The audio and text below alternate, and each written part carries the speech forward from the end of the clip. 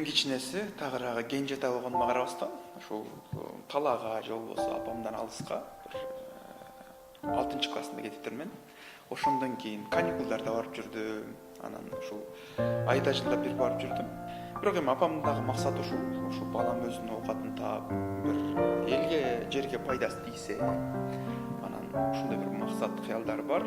Ошону орундатканым деле ал үчүн бир бакыт, ал үчүн деле бир менин берген белегим деп ойлоп, анан ушинтип апамдын ак сүтүн актаганга аракет кылып жүрөм. Элдин, жердин уулу болгондо катене бактылуу болуп келем да. Сагынасың, куса болосуң, баягы эрте кеткениң үчүн балким кээде мындай чынында эле мээримден суусаган учурларым болот. Алардын таман астында бейиштин ачыкча бар экендиги баарыбызга маалым.